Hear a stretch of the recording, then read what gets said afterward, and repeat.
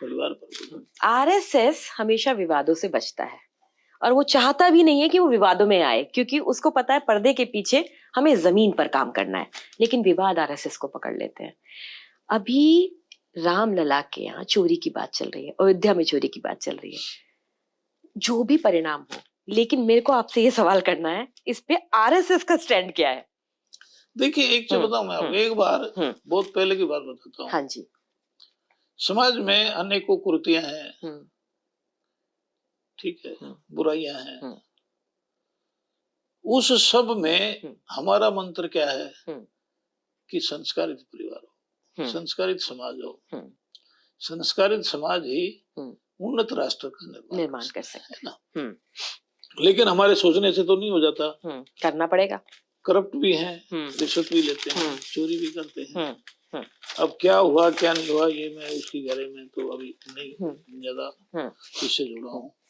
लेकिन गुरुजी ने एक बार, गुरुजी को आप पत्रकार ने पूछा कि गुरुजी, कोई स्वयं सेवक जेब काटता पकड़ा जाए तो आप क्या कहोगे? तो गुरुजी ने एक बिल्कुल तुरंत कहा कि वो स्वयं सेवक नहीं हो सकता जो ऐसा काम करे, जो ऐसा काम करे। तो जो जिसने भी किया होगा, किया कि नहीं किया, लेकिन आज ये बात भी आई है हमारे लिए, ये पीड़ा की बात है कि हमारे उसमें तंत्र में इस तरह की बात कैसे आ गई। लेकिन वो स्वयं सेवक नहीं हो सकता, वो संघ का व्यक्ति नहीं, is not suppose to be RSS person. अगर इसमें अपनों का ही इन्वॉल्वमेंट निकलता है, उसको दंड मिलेगा? देखिए, दंड तो अगर कल्प्रिट है, कोई भी है, XYZ, जैसे मैंने कहा, पहली बात तो पहले इंस्टेंस में ही हमने नकार दिया, he can not be the स्वयं सेवक। और स्वयं सेवक हमने जब नकार ही दिया तो यही सबसे बड़ी सजा है।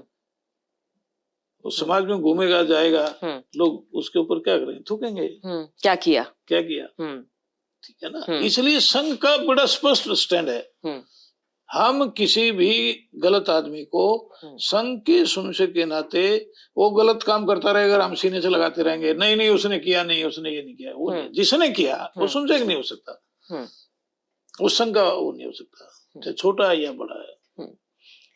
हिंदू राष्ट्र की जब हम बात करते हैं, उसको लेकर के आपकी राय क्या है? देखिए, हिंदू राष्ट्र एक दृष्टि से, हिंदुस्तान, हिंदू हमारा देश है, हिंदू राष्ट्र है, ठीक है। हाँ जी। एक संस्कृति, एक कहा जाए कि अपनापन जिस भाव से आता है। आप चाणक्य के टाइम से आप सोच लीजिए, साधु संत होते थे, सन्यासी होते थे, वो इतने देशभक्त होते थे कि देश पर समाज में काम बुराई आ गई, वो घर घर जाते थे भिक्षा लेने, समाज का अध्ययन करते थे, समाज में कौन सी बुराई आ गई, उस बुराई को दूर करने के लिए वो घर घर जाया करते। अहमद शाह अब्दाली आया, कितने मंत्रों को तोड़ दिया, ठीक है। योगी परंपरा आपकी, ये गोरखपुर की जो उसकी थी, गुरु गोरखनाथ, उनकी परंपरा थी योगी, वो जोगी होते थे, और वो घर घर जाते थे, भिक्षा दे ही माई, और वो माँ अंदर से लेके आती थी, आटा लेकर। पहले बड़े अमीर घर थे तो वो धन संपदा लागत, और वो योगी कहता था, नामा देश पर संकट आया है, अपनी कोख से पैदा एक बच्चा जोगी बनने के लिए जो देश में जागृति लाएगा, ऐसा चाहिए। ये परंपरा थी हमारी, साधु संतों से लेकर के सामान्य व्यक्ति तक राष्ट्र के साथ जुड़े होते थे, और उनकी दिनचर्या, उनका जीवन त्याग में होता था, बलिदान में होता था, बड़े से बड़ा बलिदान देने के लिए आगे जाते थे। वही योगी सिकंदर आया, सिकंदर यहाँ से महिलाओं को कैद करके ले जा रहा था, उनके सैनिक उन पर भिन्न भिन्न प्रकार के अत्याचार करते थे। एक बेटी उन दरिंदों से छूट करके भागी, एक सन्यासी भी अरस्तु के कहने से, अरस्तु के उस पर करने से सिकंदर अपने साथ लेके चल रहा था। उस सन्यासी के कुटिया में वो बच्ची चली गई, उसने उसको अभयदान दिया, बैठो बेटा। उसके सैनिक आए कि छोड़ दो, नहीं छोड़ेंगे, तुम्हें मालूम नहीं राज आज्ञा का क्या होगा, मुझे डराओ मत। रात को उन्होंने एक अलाव जलाया और उसको उससे बांध दिया किसी स्तंभ से। और सिकंदर ने कहा कि देखो हम कैसे वो करते हैं, सन्यासी तुम देख लो हमारा राजतंत्र क्या है। तो उसने उसको उस अलाव में डालने की आज्ञा दी और सैनिक जाकर के उसको डालने लगे। वो सन्यासी नपे तुले उससे जाकर के स्वयं प्रवेश कर गया आग में। वो भागा सिकंदर बचाने के लिए, क्योंकि उसके गुरु की अमानत थी। लेकिन जब तक वो आता उसके हाथ जलने के अलावा कुछ नहीं। सन्यासी धो करके चला गया। और अरस्तु को कहेगा भारतीय जीवन की विशेषता क्या है? ये हिंदू विशेषता है। हिंदू बजरंग दल ये वो ये नहीं है, ये बनना है, हमने ये बनाना है। लेकिन ये तो पीछे रह गया, अब तो बहुत ज्यादा त्याग में बलिदान सहित अपने समाज को अच्छा हम कैसे बना सकते हैं, संस्कारित कैसे कर सकते हैं, वो श्रेष्ठ संस्कारों से युक्त समाज बने, समस्त राष्ट्र एक सूत्र में पड़ा जाए, वो हिंदू राष्ट्र है, उसकी कल्पना है। ऐसे श्रेष्ठ व्यक्ति विवेकानंद है। सारी दुनिया में विवेकानंद ने मॉन्क ऑफ हिंदू क्यों कहा? उसने हिंदुत्व का एक जीता जागता चित्रण किया ना। लेकिन क्यों नहीं बना पा रहे विवेकानंद? नहीं, अब ये सारी प्रक्रिया है, उसमें भिन्न भिन्न प्रकार की समस्याएं हैं। इन समस्याओं को दूर करते करते धीरे धीरे उस तरफ जाएंगे जब इस धरती पर विवेकानंद जैसे एक नहीं हजारों लोग होंगे।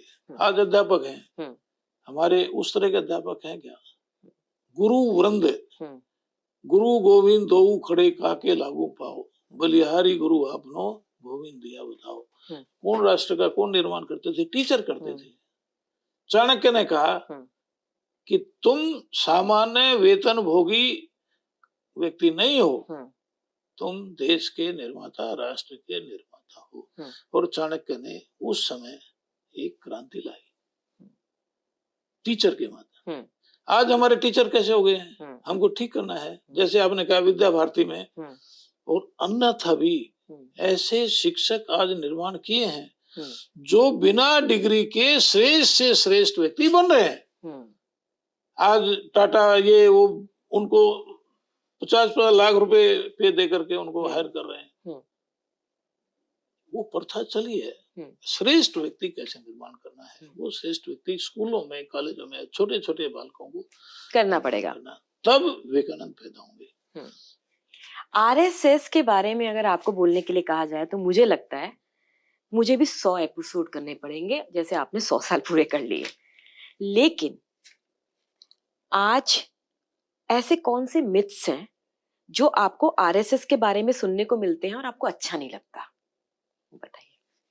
देखिए मैं आपको बताता हूँ ना, मैं विवेकानंद इसमें भारत का सृजन काम करते हैं और मैं खूब, सब महिलाएं भी आती हैं, कार्यकर्ता भी आते हैं। मैं सबको एक ही बात कहता हूँ, what is your mission? First see your mission, how you complete your mission. तो आपका विजन क्या है, उस मिशन को समझना, उस मिशन को पूर्ण करना। और उस मिशन को पूर्ण करने के लिए आपको अपने व्यक्तित्व को कैसा बनाना पड़ेगा, तो हम वो मिशन पूरा कर सकते। अगर तुम भारत विकास परिषद में आकर के उस मिशन के लिए काम कर रहे हो तो आप भारत विकास परिषद के व्यक्ति हो। अगर वो मिशन नहीं समझ में नहीं आया तुम्हारे, तो you are wasting your time. तुम किसी और पर्पज के लिए, अपना एक हवाबाजी करने के लिए, अपना एक पब्लिसिटी करने के लिए, नो। हमारा एक सब स्पेसिफिक मिशन है हमारा, संस्कारित भारत, आत्मनिर्भर भारत। ये सरकार का नहीं है, ये हमारा है। चहुमुखी विकास राष्ट्र का तब होगा, सबसे पहली बात, जब तक संस्कारित भारत नहीं होगा तब तक हम विकसित राष्ट्र नहीं बना सकते, भारत का विकास नहीं कर सकते। इसलिए हम ये आह्वान करते हैं। इसी तरह संघ में है, संघ में मूलतः ये है व्यक्ति निर्माण, एक अच्छे नागरिक का कर्तव्य है। अभी कहा ना पंच परिवर्तन में आता है ना, नागरिक का कर्तव्य पालन करना, और इसमें सारी चीजें आ जाती हैं, ठीक है ना।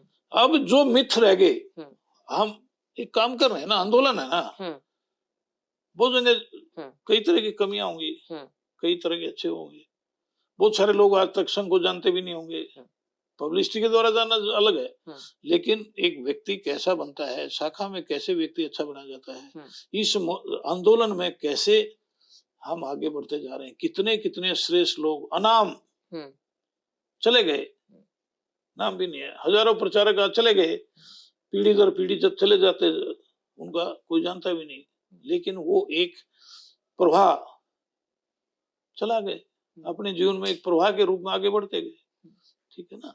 इसलिए जो मिथ आप कह रहे हैं, जो आज लोगों के सामने, एक्सपेक्टेशन क्रिएट्स फ्रस्ट्रेशन, मीडिया ने संघ के प्रति इतनी एक्सपेक्टेशन जगा दी जैसे जादूगर नया समाज ठीक हो जाएगा।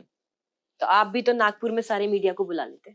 हाँ, लेकिन ये आपने भी तो इन लोगों के अंदर इतनी उम्मीदें जगा दी कि अब नागपुर का रास्ता सबसे आसान है। हाँ, ये आपकी बात ठीक है बिल्कुल, लेकिन मैं जो कह रहा हूँ, जो आपकी बात का वो है कि जब समाज में संघ से इतनी अपेक्षाएं जागृत हो गई, शॉर्टकट तो है नहीं कोई।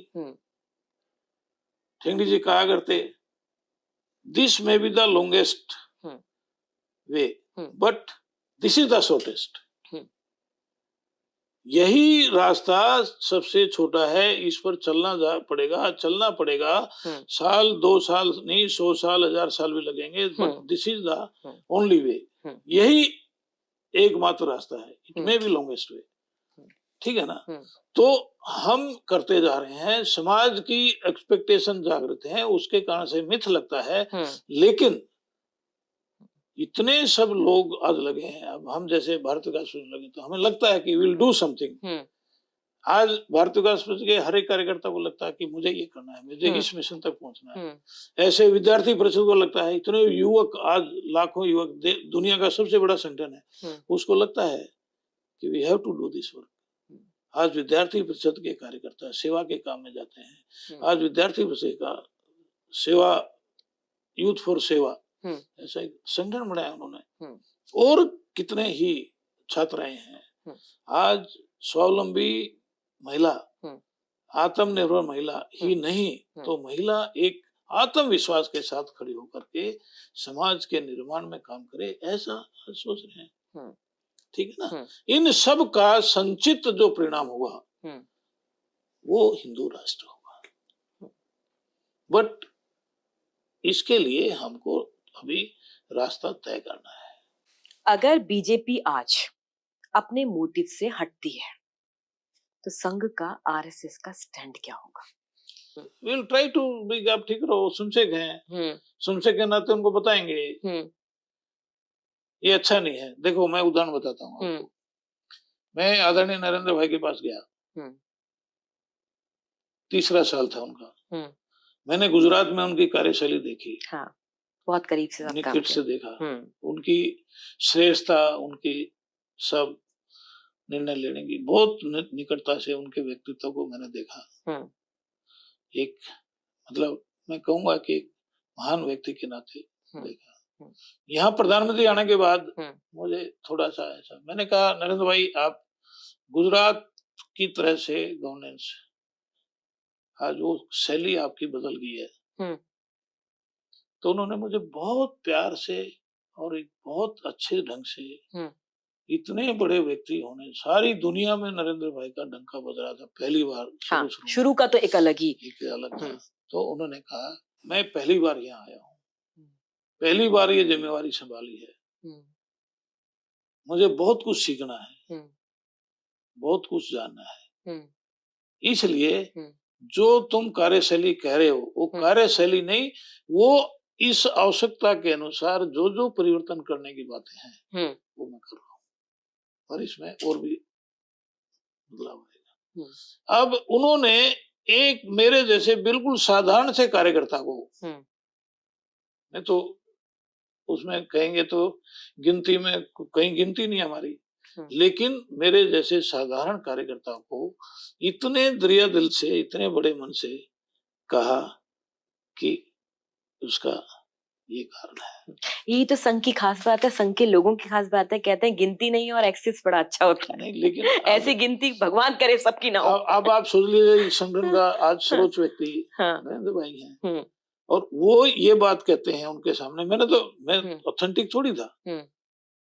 आपने तो जनरल बोला। जनरल बड़े बड़े अधिकारी, पूजनीय संचालक जी हैं, सरकारवाजी हैं, और जो राजनीति का काम देखते हैं, जो इस सारे में ऑथेंटिक व्यक्ति हैं, उनमें से तो कहीं भी नहीं था। लेकिन मेरे को उन्होंने डांट के या कुछ थोड़ा सा मुंह चढ़ा के नहीं बोला, अरे तुम्हें क्या मालूम है, ऐसा नहीं कहा। एक बहुत ही दरियादिली से उन्होंने मुझे कहा, ये उनका बड़पन है। लेकिन एक साधारण कार्यकर्ता के प्रश्न को भी जो बिल्कुल छूने वाला था, उन्होंने बड़े अच्छे, जो आलोचना लग सकता था, लेकिन उन्हें आलोचना नहीं लगा, उन्होंने उसका उत्तर दिया। मैं इस बात को हमेशा याद रखता हूँ। ये 10 साल हो गए, 9 साल हो गए उस बात को। तो अब समझिए कि कितना अधिक परसेप्शन है परस्पर एक दूसरे का। फिर उन्होंने थोड़े दिन के बाद में गया तो उन्होंने पूछा, भारत विकास परिषद कैसे काम कर रहा है, क्या क्या कर रहा है, कितने स्वयंसेवक संगठन में है, नए लोगों को कितनों को बनाया। अब वो बड़े हैं, मेरे से बड़े हैं, हर तरह से उसमें है। तो मुझे बहुत अच्छा लगा कि उनको भी हमारे संगठन की चिंता है। मैंने बताया कि हम बाहर के लोगों को ज्यादा लेते हैं और उनको स्वयंसेवक बना करके हम संगठन में लगाते हैं, तो बड़े खुश हुए। तो ये आपस में हमारा तालमेल है। इसमें ये नहीं है कि भी राजनीति ऐसा करेगी। अब राजनीति में काम करते हैं तो बेचारों को उन्हीं को उस पर सारा स्ट्रेस रहता है राष्ट्र निर्माण का, हम सब पर रहता है। विद्यार्थियों में है, विद्यार्थियों में देशभक्ति आनी चाहिए, तो विद्यार्थी परिषद के लोग लगे रहते हैं। बहुत सारी घटनाएं हो जाती हैं। जेएनयू में मैंने देखा, स्टूडेंट लाइफ है, उसमें कितने बच्चे भटक जाते हैं इधर, लेकिन विद्यार्थी परिषद उसके लिए जिम्मेवारी लेता है। हाँ, हमको ठीक करना है, समाज को ठीक करना है, तो विद्यार्थी अच्छे